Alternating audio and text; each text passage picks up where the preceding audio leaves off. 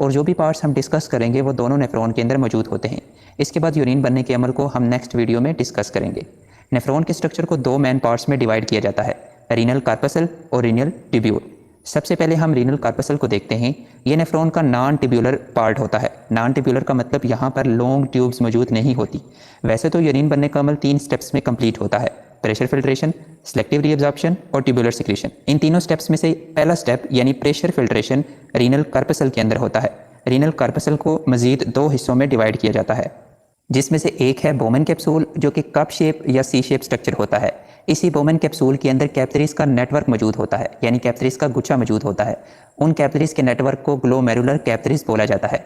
जब ब्लड हमारी किडनीज के अंदर रीनल आर्टरी के जरिए दाखिल होता है तो रीनल आर्टरी किडनी के अंदर और स्मॉल आर्टरीज में डिवाइड होती है।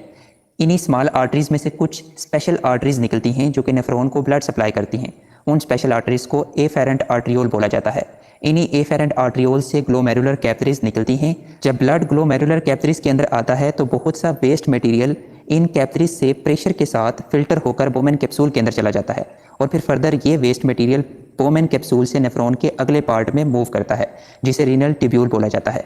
रीनल ट्यूब्यूल नेफ्रॉन का ट्यूब्यूलर पोर्शन है, मतलब नेफ्रॉन के इस हिस्से के अंदर स्मॉल ट्यूब्स मौजूद होती हैं जिनके अंदर वेस्ट यानी यूरिन मूव करती है। इसी के साथ यूरिन बनने के बाकी दोनों स्टेप्स यानी सेलेक्टिव रीअब्जॉर्प्शन और ट्यूबुलर सिक्रीशन रीनल ट्यूब्यूल वाले हिस्से के अंदर ही होते हैं। रीनल ट्यूब्यूल को फर्दर 4 पार्ट्स में डिवाइड किया जाता है। रीनल ट्यूब्यूल का सबसे पहला हिस्सा प्रॉक्सिमल कन्वोल्यूटेड ट्यूब्यूल है जो कि बोमेन कैप्सूल से अराइज होता है, यानी जो बोमेन कैप्सूल से निकलता है। बोमेन कैप्सूल के अंदर मौजूद फिल्ट्रेट में बहुत सी यूजफुल सब्सटेंसेस भी मौजूद होती हैं। उन यूजफुल सब्सटेंसेस में glucose, amino acid, salts, water और मुख्तलिफ आयंस मौजूद होते हैं।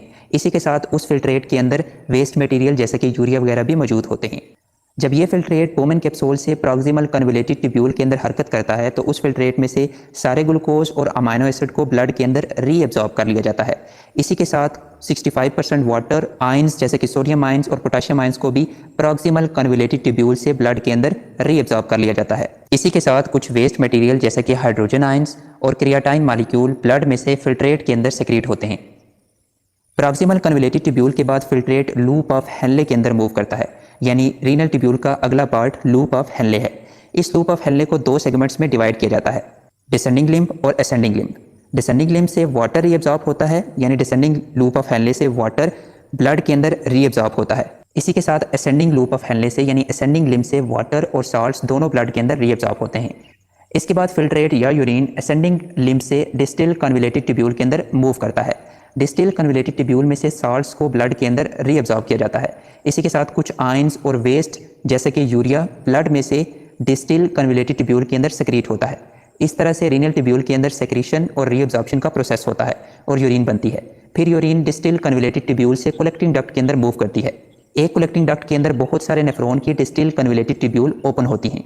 यहाँ पर एक अहम बात, वैसे तो कलेक्टिंग डक्ट से वाटर और सॉल्ट्स हमारे ब्लड के अंदर रीअब्जॉर्ब नहीं होते, लेकिन जब हमारे ब्लड के अंदर वाटर की कंसंट्रेशन कम होती है तो कुछ हार्मोन्स खारिज होते हैं।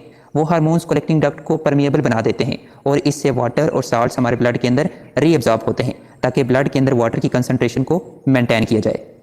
बहुत सारी कलेक्टिंग